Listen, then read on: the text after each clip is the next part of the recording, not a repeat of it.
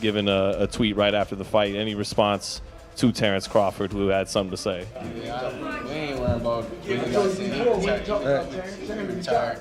You know, we focus on tasking and taking over this division. We ain't worried about retired fighters. Yeah, y'all keep on throwing Terence up. Terence up, he'll retire. Leave Terence alone. Let him do what he's supposed to do. Y'all may have fun and enjoy his family. Made it, baby. And they still want me to come out of retirement and whoop on some people. Hey, what more can I ask for, man? I'm blessed. Life is beautiful, right? And after stopping Xander Zayas, Boots Ennis did not waste any time looking for his next move. He used that moment to call out Terence Crawford. That Xander had when it come to Boots, I wasn't worried about nothing at all. When he fights, I don't worry, man. I don't worry at all. They can hear me, brother.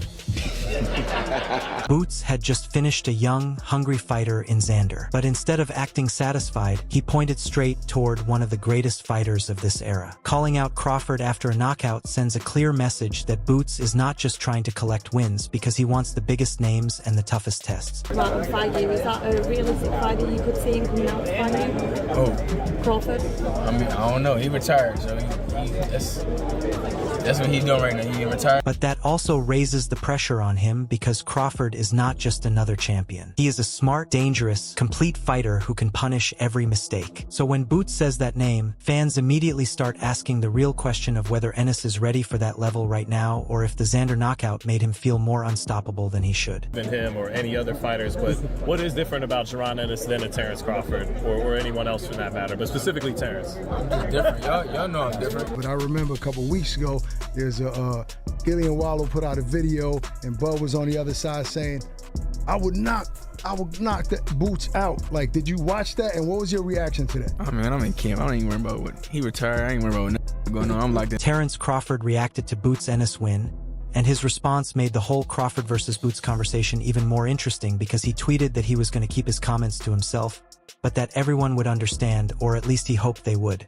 That added a different tone to the celebration since Boots got the win and made a statement. But Crawford reminded everyone that calling his name is a completely different level of pressure.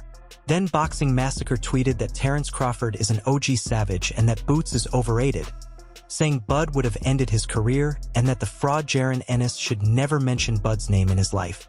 After that, Rick Glazer gave one of the sharpest reactions to the whole Boots Ennis and Terence Crawford debate by saying that if any of you still think Ennis beats Crawford, then Crawford would stop Ennis because even a blind man can see that Ennis has a shaky chin and was wobbled 3 times by Zayas, a non-puncher. So Rick was not impressed enough by the stoppage to say Boots is ready for Crawford. Instead, he focused on the moments where Xander was able to touch him, hurt him, and make people question his chin. So while some fans looked at the fight and saw Boots making a statement, Rick saw warning signs. Because in his view, if Zayas could wobble Ennis, then a sharper and more dangerous fighter like Crawford would not just expose those openings, he would finish the job. And according to Boxing Barbecue, they do not think we will get this fight now that Crawford is retired. But as Boots moves forward, people will always compare their careers.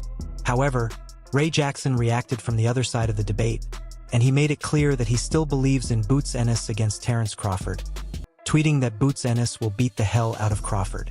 That reaction shows why this debate is not going away.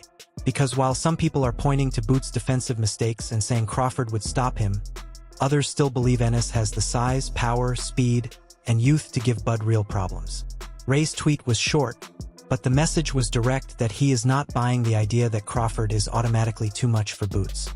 Then Nagy reacted by turning the Boots Ennis and Terence Crawford debate into a question for the whole boxing community, asking Boxing Twitter if Terence Crawford came out of retirement right now, would he beat Boots? That question shows exactly where the conversation went after Boots stopped Xander Zayas. Because instead of everyone simply celebrating the knockout, fans immediately started comparing Ennis to Crawford, with some believing Boots is younger, stronger, and active enough to give Bud serious problems. But others think Crawford's timing, experience, defense, and ring IQ would expose every mistake Boots showed against Xander. And after Crawford said he would keep his comments to himself, Boots did not sound bothered by it because, on his side, he had just stopped Xander Zayas, made a statement, and called out the biggest name people keep measuring him against. And he mentioned a bunch of names and just said, are they going to be easy work or not? You said easy work to everybody, including Terence Crawford. You know, obviously he's had comments to Gilly about saying, you know, that he tried to make a fight with you. You were too young at the time. That's what your team said. Do you think any of this talk gets to a point where you get him to come out of retirement and face you? Crawford can laugh online and hint that he sees flaws. But if he is retired, then there is no real fight to prove it. Which is why Boots' reaction hit differently, because he was basically putting pressure on Bud by saying that if Crawford really thinks he can beat him, then he should come back and prove it instead of staying on the sidelines. Early Jaron life, like young, but being that you talked about that, I want to mention, because you're so talented in the ring, right? Yeah. Right away, as soon as you emerge, the boxing pundits and the public had to match you up with a Terence Crawford, right? Who was at the top of the game right now, because they couldn't see anybody else that could compete with him.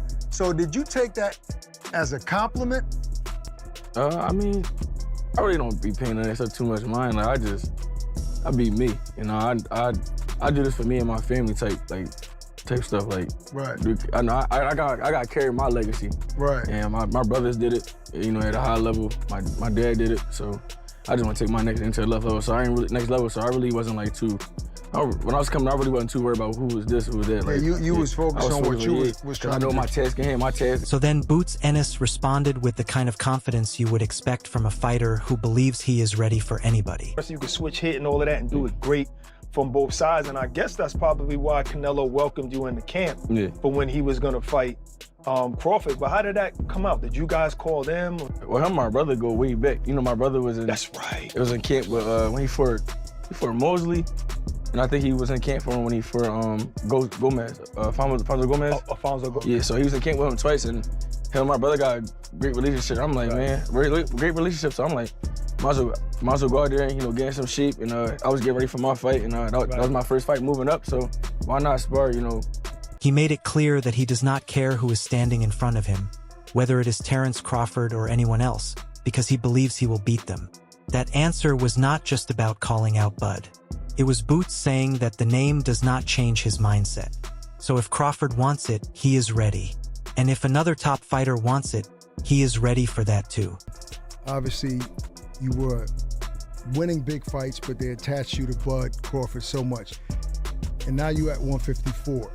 Do you feel a lot stronger at that weight? Like, is it really that weight difference? Does it make a big difference, like making weight? Yeah, for sure. I feel way stronger this weight class. I should have probably been moved up, but as you know, I was staying down there, you know, trying to, you know, be undisputed down there, and those guys were down there playing around, and so I had to, you know, move up, and then I think that was the best decision I made, because I think I would have stayed at that weight for too long. I said, there's part of you still wish you can fight him. He's a retired fighter. If he come back, he come back. No, I'm different. I'm trying to tell you. I'm believe different. That, but I'm different. Bud different, man. I'm different. I'm trying to tell you, I'm different. Yep. You know, Boots also talked about the weight difference and how he feels stronger now because moving up has made him feel like his body is carrying the power better. That confidence showed in the way he spoke, since he was not acting like the bigger weight was a problem, but rather as if it gave him even more room to be dangerous. That matters because when a fighter feels stronger at a new weight, his mindset changes, and Boots already had speed, timing, and confidence. But now he believes the extra strength makes him even harder to deal with. So when he says he does not care who is in front of him, it sounds even more serious because he feels like his body is catching up with his ambition, which makes the Crawford debate even louder. Ask you that question first. I want to ask you that question first. Can you answer that for me, Boots? If you see this interview and everybody's talking, or Boots fans or whoever it is, and everybody getting mad at me, I'm just asking you, if you're the #1 contender for Errol Spence, why would you let Bud Crawford take your spot? Okay. Now, okay. Fine. I commend you on that, you know, because let's just say you wanted those guys to fight for that way you can be undisputed. Okay, I'm going to let those guys fight because, you know, I want to be undisputed. Okay, so we let you slide on that. Okay. Now, when this fight is made, just like most big fights, there's usually a rematch clause, okay? So with these type of superstar fighters, we know their fight you know, infrequently. They fight less. You know, it's not gonna be immediate. It's not gonna be. So let's say they fight. How much do you think the time would be for the rematch to happen? Because, like I say. Then Bernie the boxer shared his own take on the Jaron Ennis versus Terence Crawford debate. And his reaction added even more fuel to the argument because he looked at the matchup as a real test of levels. Boots has the youth, size, speed, and confidence, especially now that he feels stronger at the new weight. But Crawford is the kind of fighter who does not just fight with power. He studies, adjusts, sets traps, and makes opponents pay for every mistake, which is why this debate is so heated because Boots can look dangerous against almost anyone. But Crawford is not just anyone. So I just want to ask you that question first. Tired of hearing about Terence Crawford throughout the build-up to this fight, but he did tweet something that definitely seemed like in relation to this fight without saying much, but, you know, given a tweet right after the fight. Any response to Terence Crawford, who had something to say? Yeah, we ain't worried about retired. You know, we focus on test and taking over the division. We ain't worried about no retired fighters. Yeah, y'all keep on throwing Terence up. Terence, he retired. Leave Terence alone. Let him do what he's supposed to do. Y'all may have fun and enjoy his family. Boot. So Bernie's point made the conversation bigger than hype because if Boots really wants to be compared to Bud, then he has to prove that his pressure, strength, and confidence can work against a fighter who has already solved elite opponents for years. His fight of his career, biggest stage of his career, and Ennis has been around longer. They're both still young, because Zayas is about 4 years younger. But I think that the most interesting part of this is that Ennis is a guy that's been around, and we've always been waiting to anoint him as the next great one.